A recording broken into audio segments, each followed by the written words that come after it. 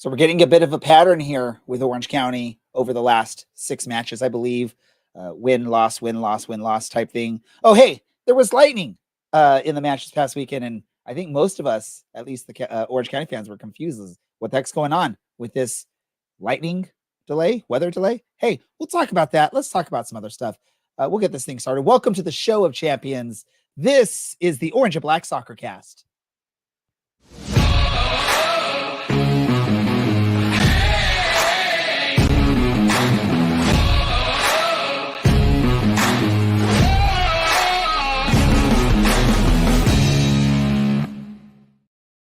How's it going, Orange County? Welcome to the Orange and Black Soccer Cast, the first and only show dedicated to Orange County Soccer Club, its fans and supporters. I am your host, Ray Samora. I'm here to take you through this journey as we discuss all things Orange County Soccer Club. And guess who's back? Back again. Brad is back. Tell a friend. Brad, welcome back to our show after a few weeks away, enjoying some Caribbean or Caribbean, however you like to say it. How are you doing, my man? I'm doing quite all right. I mean, what a absolute anti-banger of a match I get to come back and talk about because whoo-wee, is there a lot to break down recently. I mean, if only you would have been here last week, you would have had the fun time of actually talking about the Memphis match. But like I mentioned, yeah, and I guess maybe there can be some excitement here because I believe I was going back to the match against Colorado Springs on June 15th. Orange County lost that match. They beat Indy. They lose to Oakland. Oh, no. So, no, it didn't work because they lost also to New Mexico. But New Mexico was a midweek match, so we don't count that. Then they beat Memphis. Then they lose to Tampa. So, for counting Saturday matches, we're in line for a victory here against San Antonio. We'll talk about that match, but we first have to talk about the match this past weekend. Are they officially in Tampa or are they? I don't I know. want to say they're in St. Pete, but But I'm not familiar with Florida geographics, even though I literally was there a week and a half ago. but you were probably in a different part. You weren't in the Tampa part, right? You were Yeah, probably in Miami side. I was in the Miami side, or as we like to say to our Tampa fans, the better side. Okay. You're the one catching the fire for that one. But the Tampa Bay area, Tampa Bay Rowdies, Orange County made the trip out east to face Tampa Bay. We've always talked about this in the past. The trips out east are pretty difficult for teams because you're playing earlier than normal. You've had to deal with a lot of travel. Typically, I would assume, and anyone that is listening live can correct me if I'm wrong. I would assume there isn't an option for direct flights out to Tampa. Oh, by the way, yeah, thanks to the great production team at USL. I guess Morton Carlson has a new look and he's back in the bench for Orange County. At least that's what the graphic showed. As our producer, I think, is pulling that up. Hey, look at Morton right there. He looks great. But Orange County goes out to Tampa, struggles. I mean, it wasn't the worst match and it wasn't the worst loss. And Tampa's a really quality team. So you can't be too upset if you're going to Tampa and not coming home with any points. But still, it's a team in Orange County that was coming off a big win against Memphis. There was some momentum we felt from that win, and it just came crashing down again as Orange County struggled. Brad, you mentioned what a great first match to come back and have to talk about. What were your thoughts on Orange County's performance against Tampa Bay? You know, I don't think that this Orange County team was lacking in the ability when it comes to the desire, the fight to play in this game. I just think, they came into a game outclassed by one of the better teams in the East that has been historically dominant in the league. Unfortunately, we're still playing the kids and a vet on the bench strategy, although the bench looks a little bit more full than it did a couple weeks ago when we first coined the term.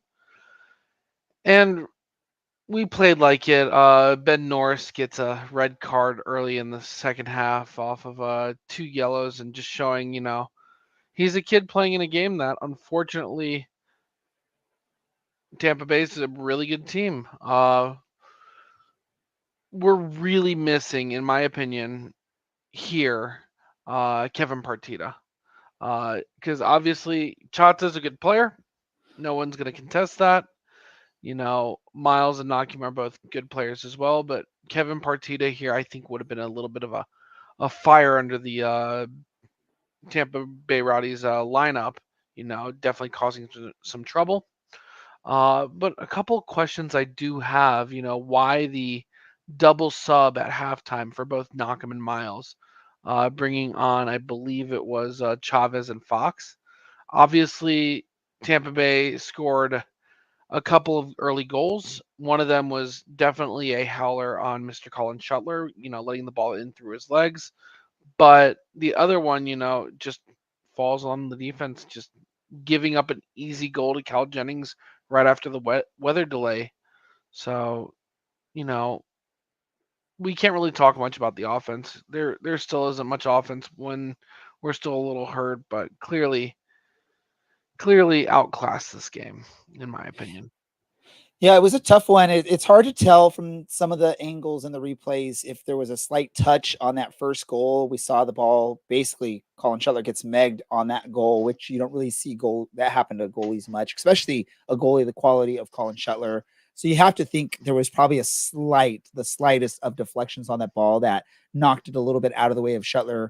If not, then that's a save that you expect someone like Shuttler to make quite a bit. Yeah, it wasn't Shuttler's greatest performance in this match. We just saw on that most recent replay showing on the screen the misplay on a long ball. It takes a high bounce, and maybe he didn't get much chance to prepare for the conditions of the pitch. But also the defense. Again, it's one of those things. The defense is not staying solid in front of Colin Shuttler, and it's really making it difficult for him to be productive and get some consistency. Part of that has to do with, they're playing Ashton Miles, nothing against Ashton Miles, but he's going to, when you play an 18-year-old at center back, you're going to have to live and die with some of the mistakes and some of the greatness that they show, right? And the mistakes we saw, I believe that second goal, it's purely probably on Ashton Miles and his angle he takes to the ball, and he struggles. I believe it was him. And again, that lack of consistency in the defense just to begin with, of just players rotating in and out and subs and all these other things. The defense hasn't had an opportunity to really figure themselves out and regain that form. I know there's the talk of a possible return soon of Dylan Powers, which will be nice, but obviously we're going to be expecting something out of him, and it's going to take a little bit for him to get back in. And who knows, at this point of the season, he might not even be able to get back into the form that we want to see out of him. I agree with you on the Kevin Partita thing. I think that's a big miss for this team. As much as Kyle Scott has been amazing for this team, he's basically having to do a lot more than what you want to see. And as far as, I'm not trying to say like the minutes, we want to see him play the minutes, but he's just having to run all over the field. He's having to do so much. It's difficult to see the struggles he's having, and part of that has to do with Kevin Partita not being in the lineup. He's just it's showing you the value and how important someone like a Kevin Partita has been to this team. How important they were for the run when Paul Hardyman Morten Karlsson took over last season, and what we're seeing this season, we're seeing just some inconsistency there.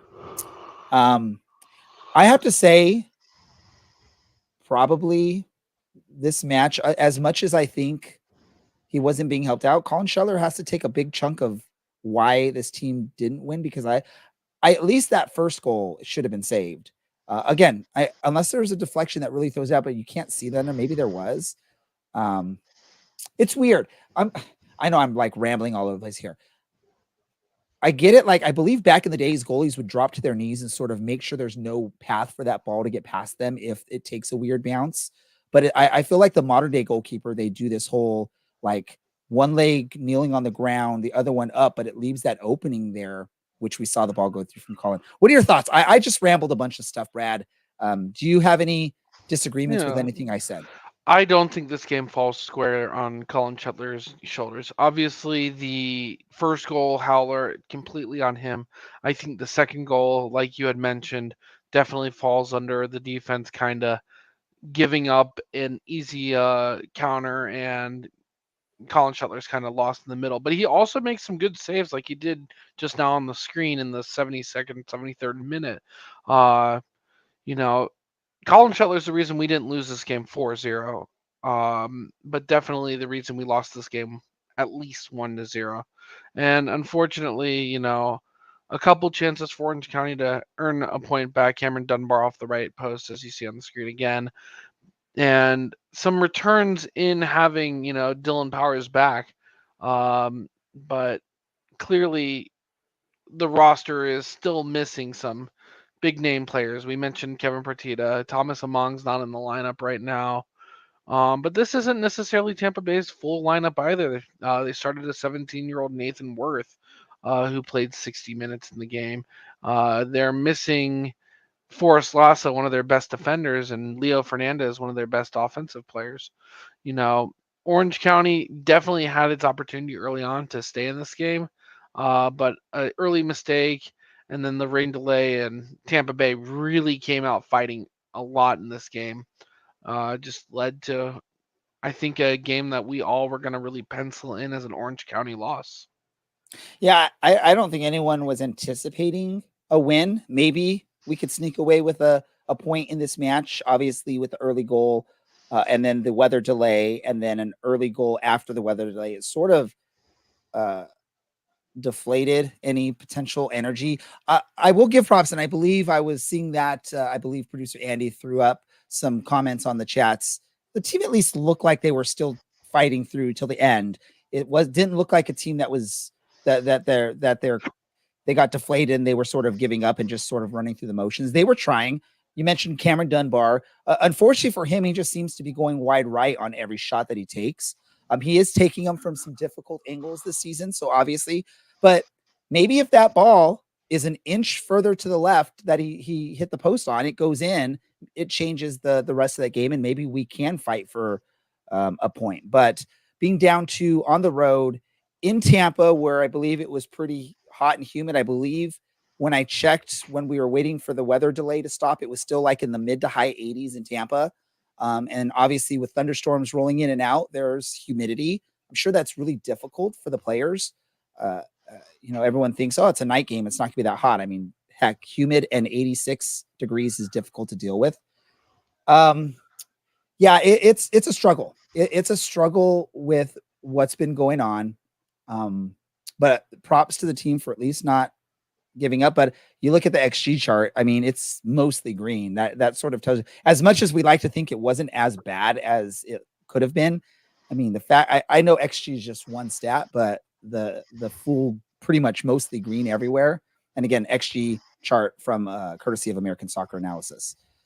Do you agree with what this chart looks like, Brad, or is it sort of misleading? Yeah. Well, first of all, you mentioned the fact that players were fighting the whole way through. 100% agree with that. This is a game that Orange County easily could have given up start of the second half after the weather delay, and what was probably one of the most humid atmospheres I think they've played in all season, if not for the rest of the season as well. And I see we have a comment that says, "Where's Larry?" I'll make a Larry comment for you to kind of make up for his absence this week. As being a person who spent a whole month in Miami for a week, that's kind of how he says it, right? A whole week and a day. I guess so. Um, yeah, it's humid out there. I've never sweat more in my life doing nothing, and they're running 90 minutes on a pitch. To answer your question about the chart here, I think this really highlights one thing that I said, where Shuttler is the reason they were still in this game, because a lot of those peaks that Tampa Bay didn't score on, the point fours, the point 39s, and expected goals, Shuttler is either making saves or we're getting a lucky bounce off the bar. And the two opportunities that they did score on were lesser chances. That, again, Colin Shuttler made a mistake, but at the end of the day, it was like 20 shots to 5. You're never going to win a game when you're the 5 unless your defense really plugged up the holes. And this is a Orange County game where unfortunately the defenses didn't hold up as best. It's been kind of a win some, lose some on the defensive end this year, especially with all the injuries we have.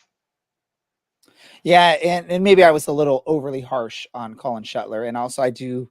Uh, I will take ownership in forgetting that Dylan Powers made an appearance in this match, and hey, he looks great, but it's going to be in short periods, and I can anticipate probably for the next month and a half, that's what we're going to see. I don't anticipate him making a full 90-minute strong power or strong performance over a full 90 minutes for a while, if anything, this season. It might be he might have to be one of those players that's playing limited minutes the rest of the season.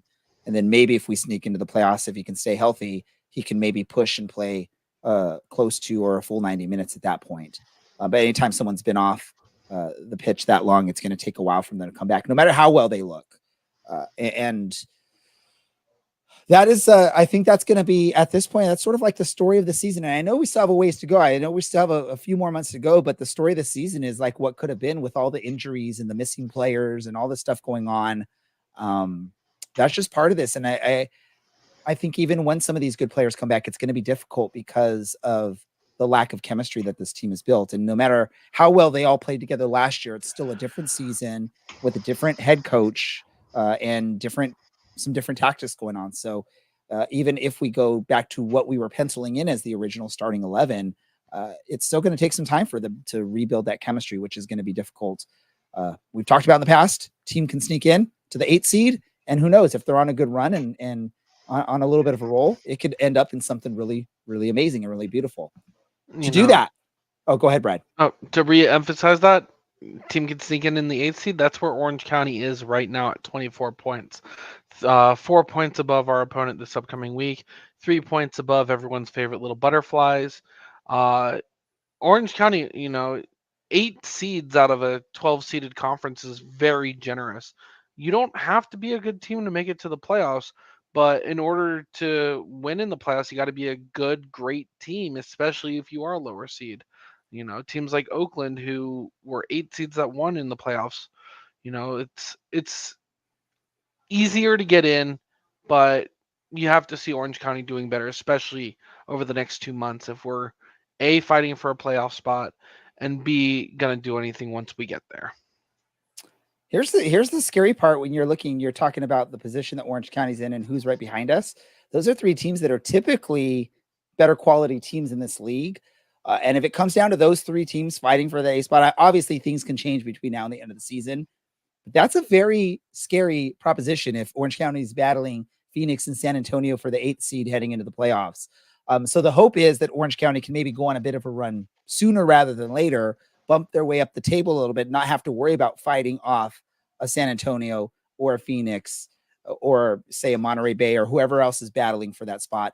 To do so, they have to head into this weekend against one of those teams you were just talking about, San Antonio, and try and recover some of their brilliance that they had 2 weekends ago against Memphis. They're going to be facing San Antonio. It's a home match. So when we played Memphis, that was a home match.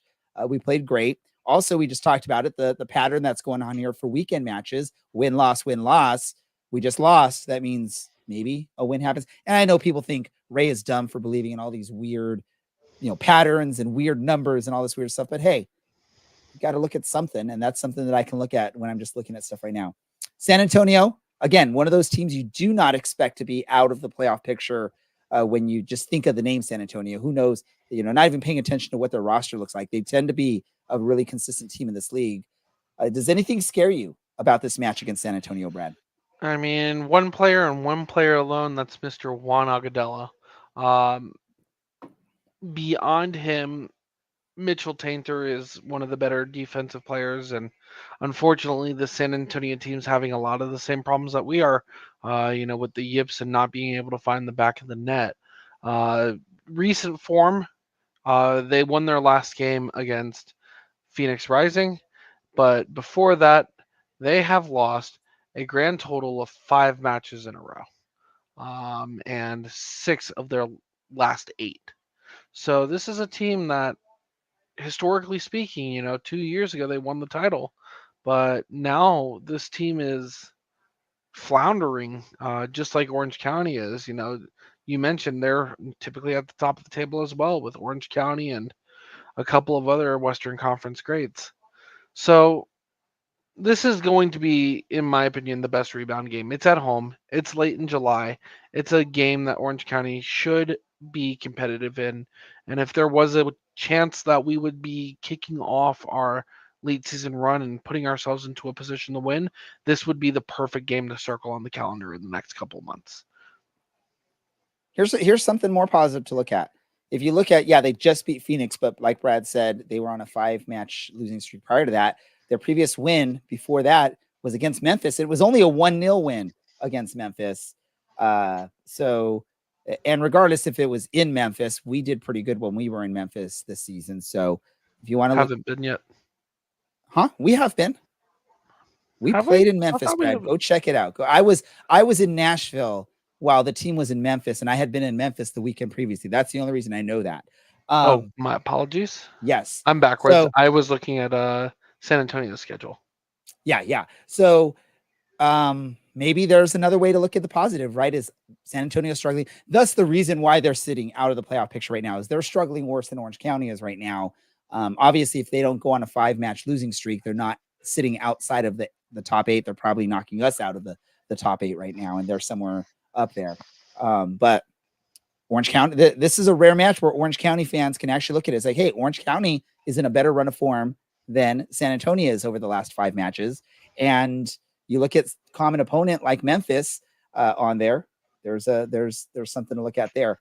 Yeah, I'm still a little scared of this match. Let me just say that I'm scared of a match against San Antonio. I'm talking about all these positives that I'm looking at. I'm like, ooh, this might actually work out in Orange County's favor. I'm just scared of this for some reason. This is just one of those like internal feelings. I have no reason to say why I'm feeling this. I'm just feeling like this is a worrisome match for Orange County. Hoping the healthy players coming in sparks a little bit of something. Being in front of the home crowd is going to be important. So if you're in and around, make sure you make it out to the match and be there and support the team, because I think that'll be very important for Orange County players to hear and build from the energy of the crowd. I believe that is owners night. Correct me if I'm wrong, producer Andy or Brad. Owners night. So anyone that went into the ownership aspect of this team and invested in Orange County, this is your night to go to the match, receive any of your perks that you're supposed to receive, and show your ownership of this club. So that'll be hopefully bumping up the crowd a little bit there. It's always tough in the middle of the summer because people are taking vacations and doing all these things.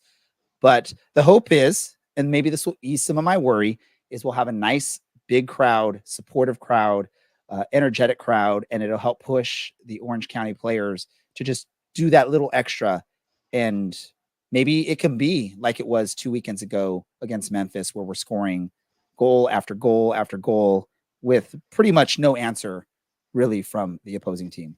Do you think that's possible, Brad? Or am I hopeful when I'm thinking that? I know I just said I was worried about this match, and now I'm talking myself into being a little bit hopeful. That's me.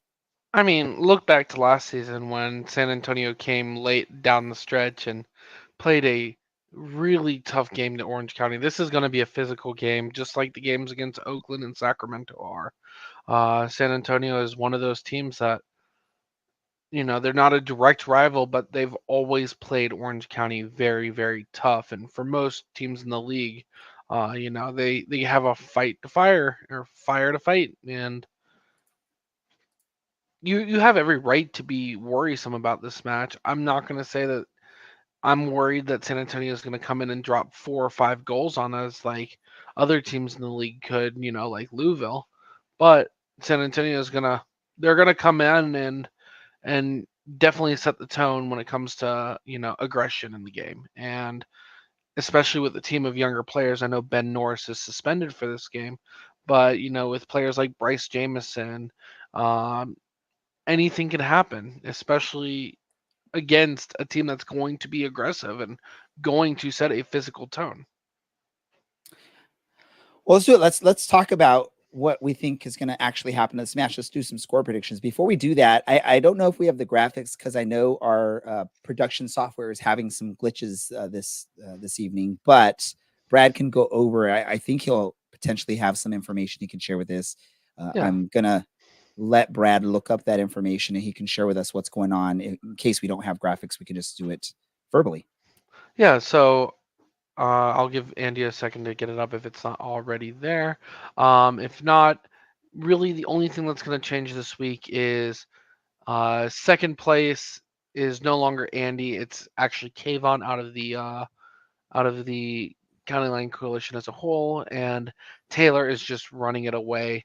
5 points above second place and 9 points above Andy in third. That's basically two perfect prediction weeks in a row. Taylor could sit out a couple weeks and still have an easy claim to first place. She could And probably trust, sit out the rest of the season and have a good shot at winning this thing. I wouldn't go that far. She's only one match game ahead of Kayvon, but anything can happen. So shameless plug. Keep getting those predictions in, everybody.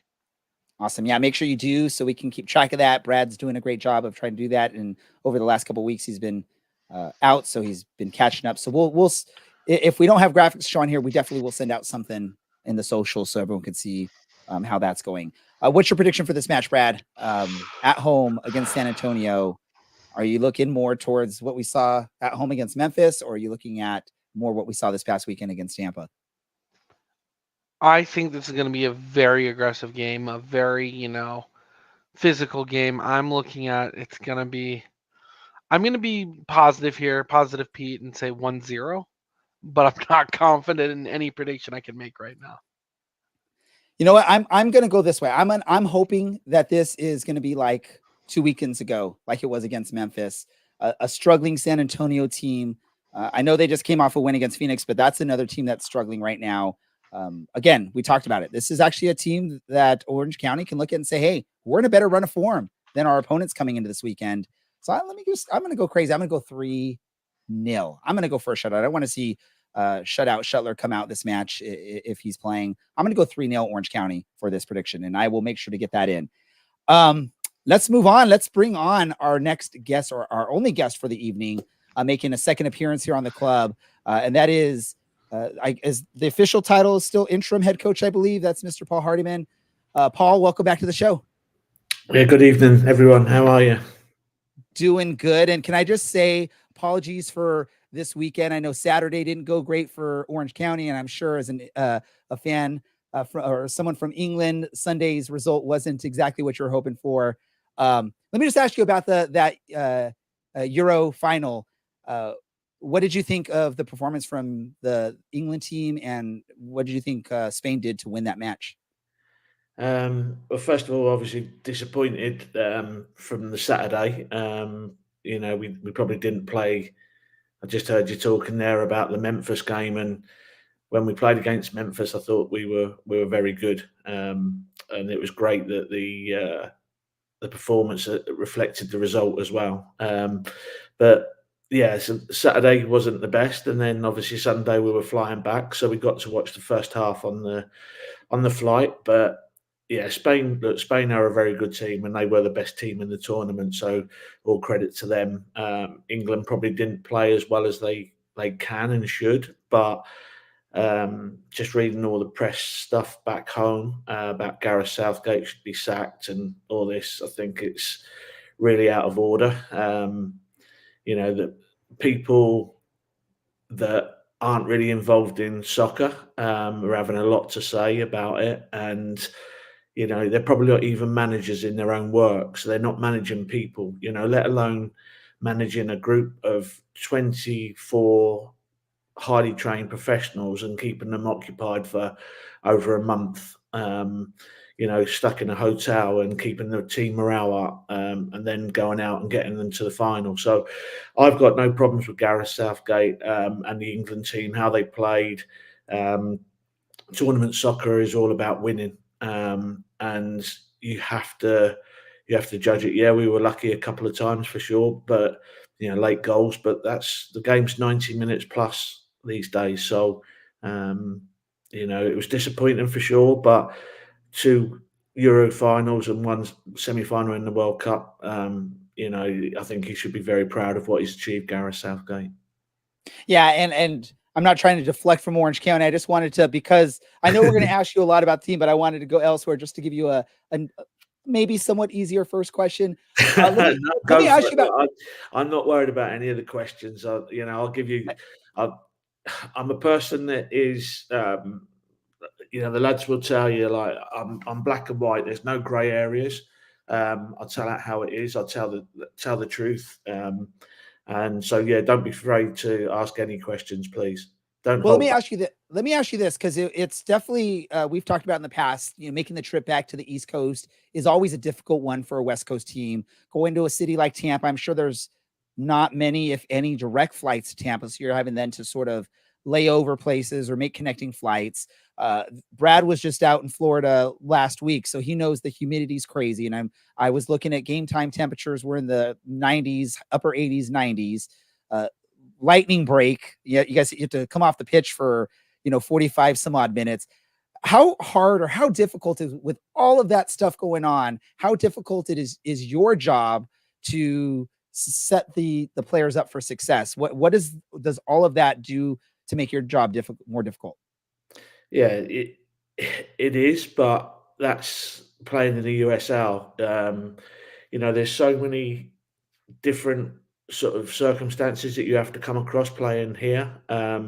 One is obviously the travel. When I speak to people back home and I say, we've got a 5-hour flight to Tampa, but we've got a layover of 2 hours in Dallas. They just can't believe it. The most you have is, I think I said this last time, probably 6 or 7 hours on a bus journey, on a road trip back in England. All the flights are within an hour. So, a 5-hour flight is taking you, from London almost over to America. So that's how drastic it is, if you like. But yeah, the temperature was hot. And Colin suffered a little bit for sure. Colin Shuttler suffered a little bit with a little bit of lost vision. And that's not making excuses, but he was struggling a little bit. So we were like, obviously went 1-0 down early on, which isn't the best.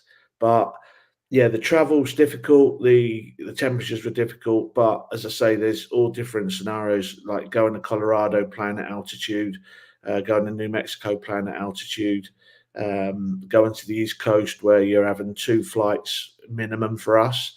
Mainly because it's cheaper and there's not many direct flights to a lot of these places from John Wayne Airport. So it means then hiring a bus to go up to LAX to get the players up there, which is more of an expense. So you have to manage, and cut the cloth to fit, really. So for me, it's all about making sure that we look after the players as best we can, and prepare the best we can. But the lightning break as well is something that you very rarely get in soccer. So that probably didn't come at a good time for us. And then we went out and we didn't get the best of starts straight away afterwards, and we go and concede the second, which is something that we definitely spoke about in the locker room before we went out. To make sure we were concentrated and staying alert. But unfortunately, they got the second goal. And let me just ask you, because you mentioned Colin on that first goal, do you know if there was a slight deflection on that, or was that more, like you said, just due to the weather and just what was, the atmosphere? Yeah. Was it more just that just made it difficult for him to, as far as you know? Yeah, it was one of those where we all know Colin's a very good goalkeeper. And like a couple of weeks ago, he gets Player of the Week. But as a goalkeeper, if you make a mistake, it costs. Whereas if you're a centre forward and you miss one, a lot of people forget that. When you're a goalkeeper and you do that, then obviously it sticks in people's minds. So, no one's blaming Colin. We're not in that type of mode. What we are in about is trying to bounce back and get that, that equaliser. And that's what we talked about in the lightning break, was to stay in the game. To keep it 1-0. We always felt that we would get, one or two good chances to equalise, and as long as we could keep it at 1-0, that was our main aim. But the second goal, we've got a little bit exposed. We haven't, again, a couple of people haven't done the jobs that are required, and then that means that it's cost us. So I've just been watching it back before I come on here, but for me, it's about everyone doing their jobs as they did against Memphis, and then we get the result that we do against Memphis. So, as I say, it's pretty simple for me, but it's about making sure, and that's my job, making sure everyone does their jobs. All right. Well, thanks again for joining. I'm going to ask one question about this past week's game because I did bring it up during our analysis of it, and I found it something that I've never seen before on a lot of levels is during halftime, it appears you changed both center mids or center backs, Knockham and Miles for Fox and Chavez. Can you just walk us through what it would take for a decision like that to be made? Because typically, especially, even when your first couple games coaching this season, uh, center backs are really the rarest positions to see subbed off the pitch. Yeah, you're spot on, and I wouldn't normally do it. Marcus and Foxy were both limited to, because of their injuries and returning to play. They were limited to 45 minutes each. For me, it's about getting our best players fit and healthy and getting them as much game time as we can. So in my head, that was always going to be that Marcus would start as the club captain.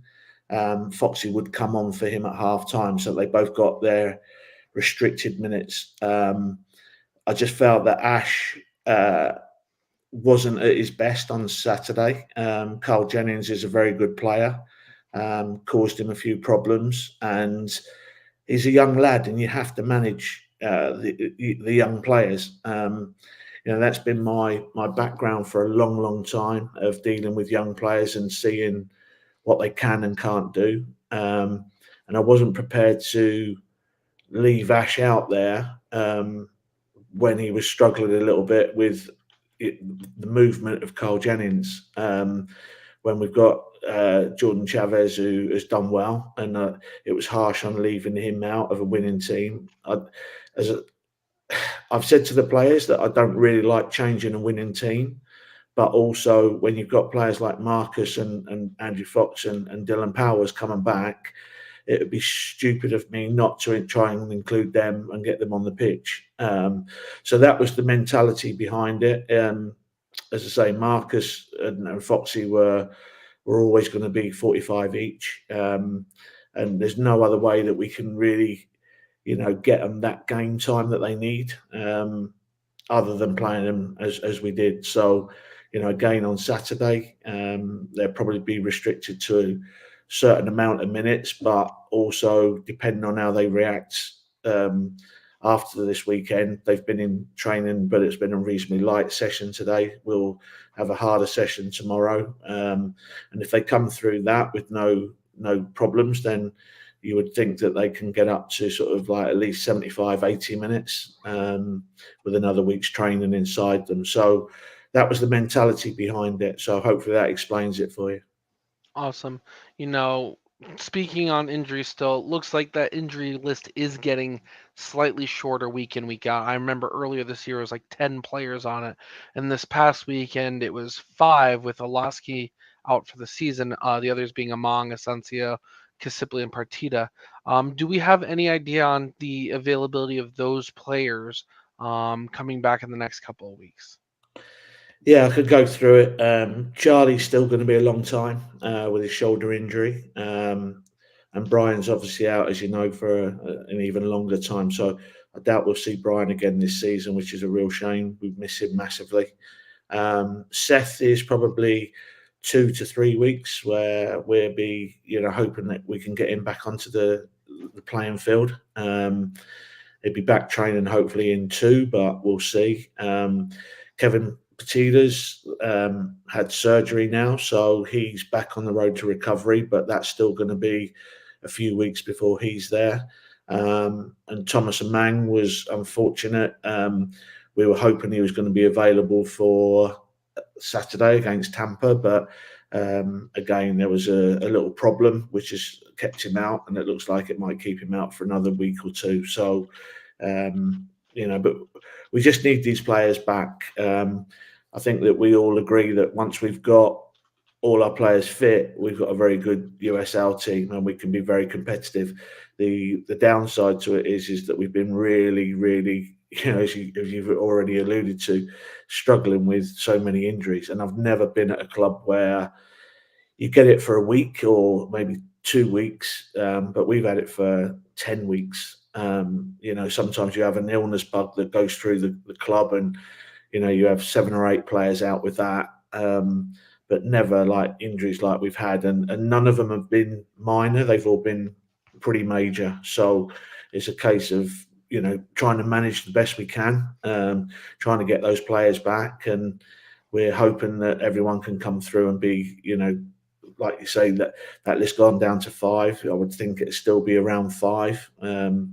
Hopefully we don't pick anything else up this week in training. So we're doing our best that we can. The medical staff are doing the best they can, and we just hope that we get a fit and healthy squad sooner rather than later. All right, I got one more question for you personally.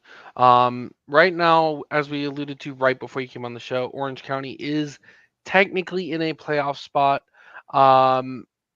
However, on the cusp of it with 24 points in 8th.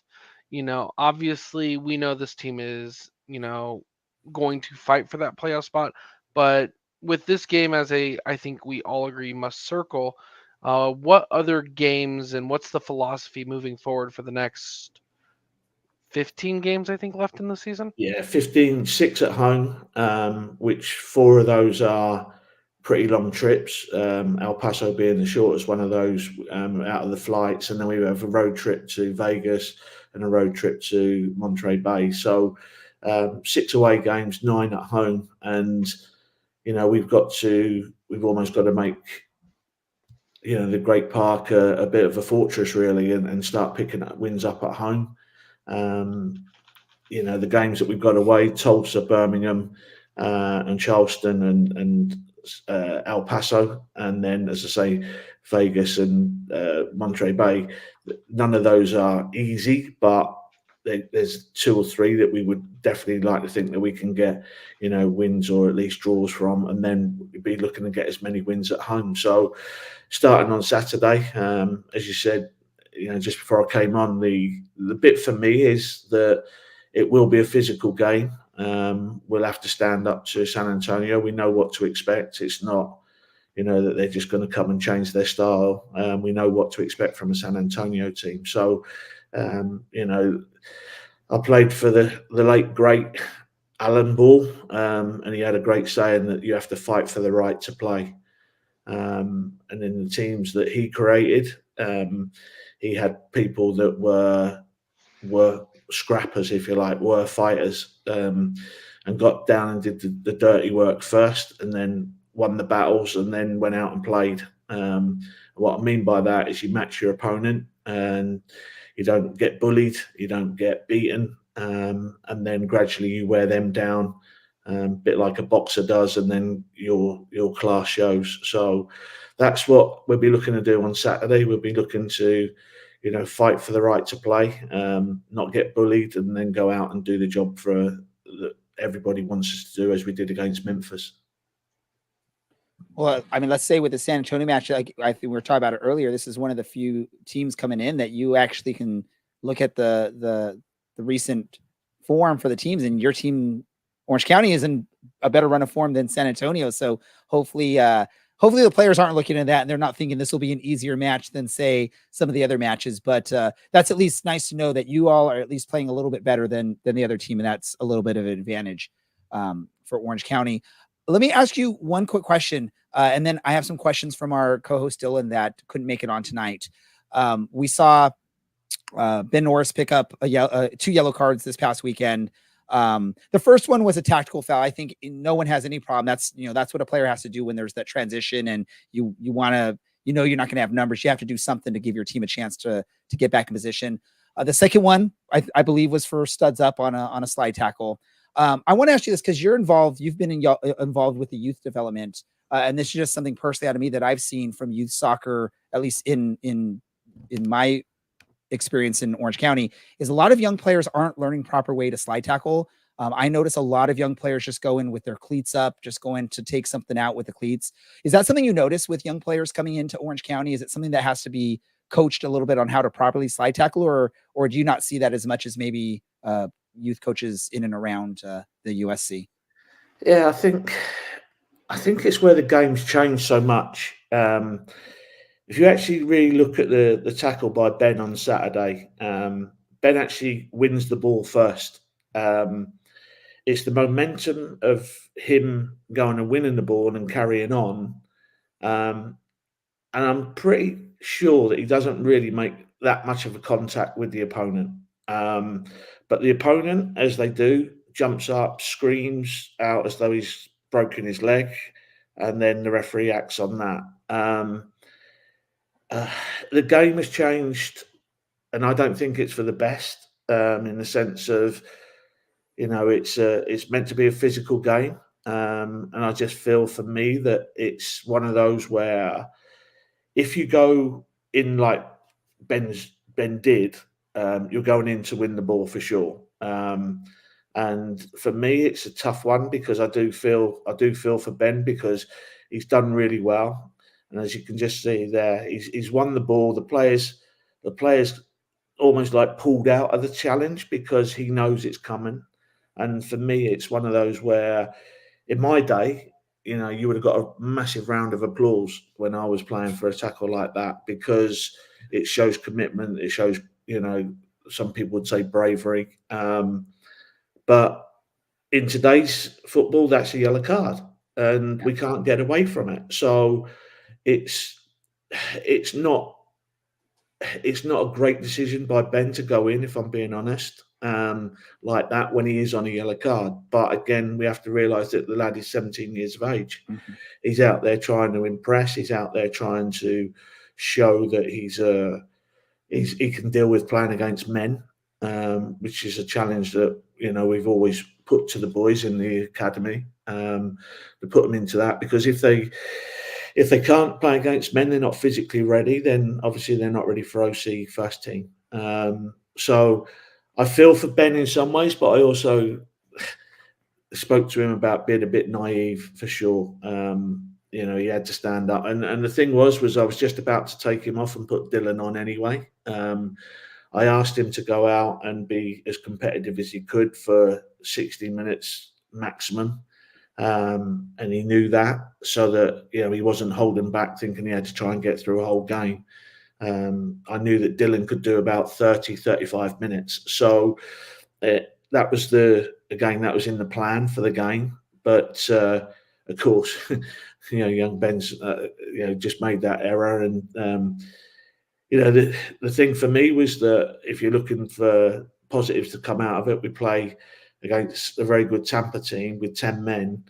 We keep a clean sheet in the second half, and we create 2 excellent chances for Cam Dunbar, who hits the post, and then Ryan Flood at the end that hits one over, where he probably realises he could have done a little bit better. But, on another day, those 2 goals go in, and people turn around and go, "You've had a great result at Tampa." But it just wasn't our day on Saturday, and we've got to go, as I said to the boys, we've got to go and pick ourselves up again, dust ourselves down, and go again for a physical encounter next Saturday. So, the boys are under no illusions what's expected of them, and we'll be working hard at that this week in training for sure. Yeah, it's a tough thing with the rules and the way it's looked at now. Is anytime your studs are up, even if you get contact with the ball, even if the ball is what makes the studs go up, I think the refs see the studs going into a player, and I think almost instantly they're going to call it yellow. And that's where I look at it is some of these players are not learning how to try and win the ball without putting their studs anywhere near the ball and trying to maybe. But I guess you go through with a swinging kick, you're still going to get nicked for something. The refs are going to call. Yeah, exactly. You win if you lose either way, right?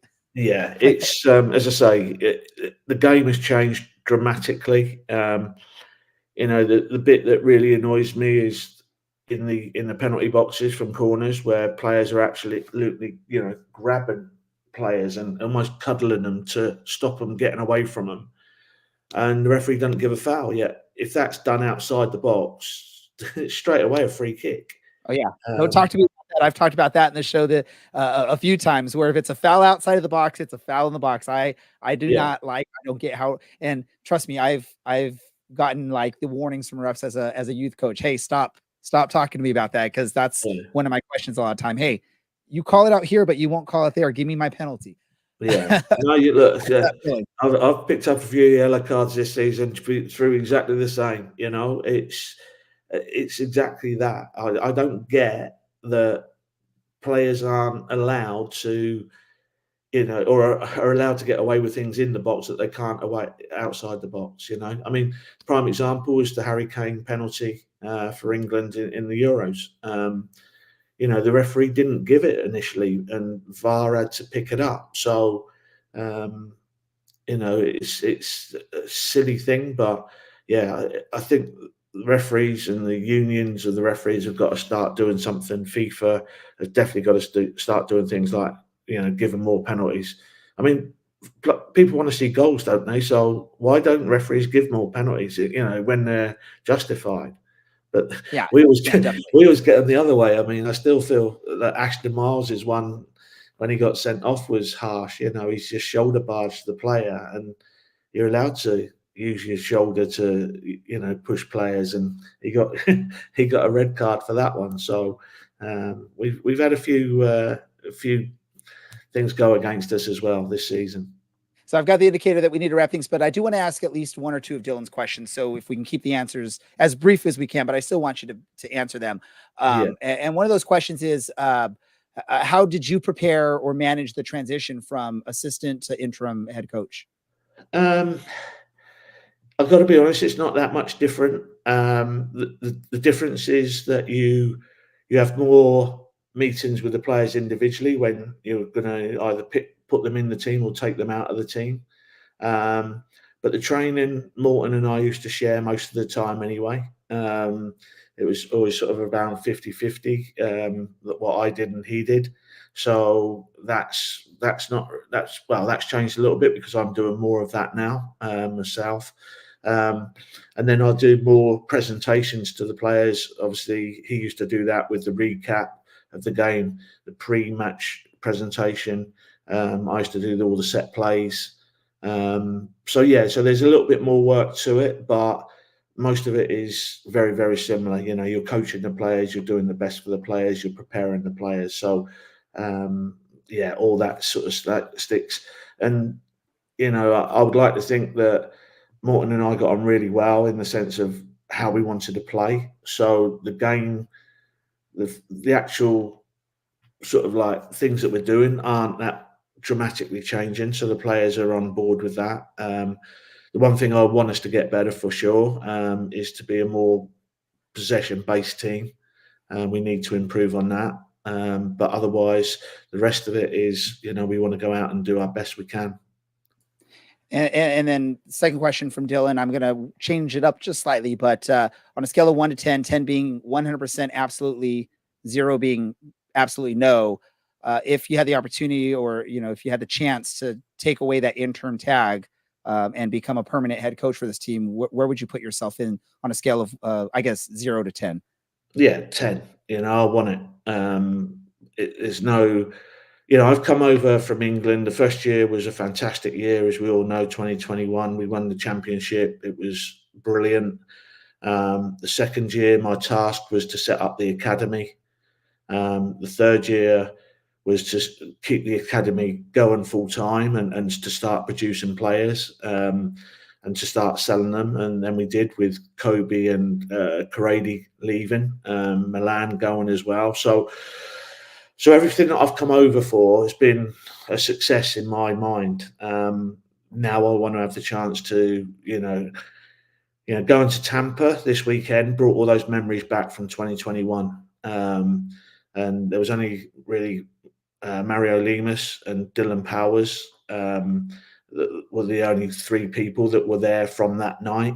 So it was quite not emotional, but it was nice to reflect on what happened there in 2021 and think like, can we achieve that? And look, we get in the playoffs and everyone's fit. Who knows what's going to happen? No one thought Phoenix finishing 6th last year, especially with the run we were on.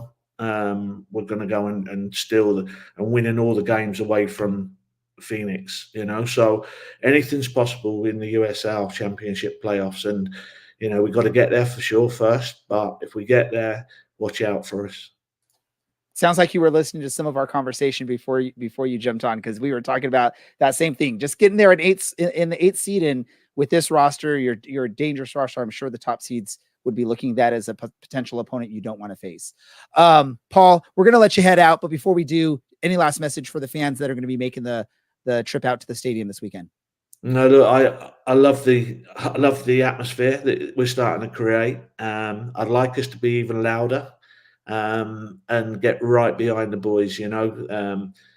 Seeing Country Road be at the start makes it quite emotional. Like for me personally, you hear it and you're thinking, I come from Portsmouth and they've got their own song, and it just means so much to the people. And also the players as well, they buy into it as well. And, come along, back us. Every player out there on Saturday, whoever I pick, will be out there doing their best for Orange County Soccer Club, and we need a little bit of help at the moment, a little bit of encouragement. So, as the board says, get loud, be loud all the time, get those OC chants going, and let's get right behind the boys on Saturday, and we'll hopefully perform for you and give you a night to remember. Awesome. Everyone, this is your interim head coach here for Orange County Soccer Club, Paul Hardyman. Paul Hardyman. Paul, thank you as always for taking some time to speak with us. We appreciate it. Best of luck this weekend against San Antonio, and we'll look forward to talking to you again in the near future. Yeah, look, anytime, gentlemen, and thoroughly enjoyed it. And as I say, anyone that's listening, make sure you come along on Saturday and back us for sure. Have a good week, and we look forward to seeing you Saturday. Awesome. Perfect. All right. That's awesome. I mean, getting a chance to speak with someone like Paul, and he's willing to be honest with us, answer the questions we have. And I love him just being straight up. Hey, ask me the questions. I'm going to answer them. I want to be honest with y'all.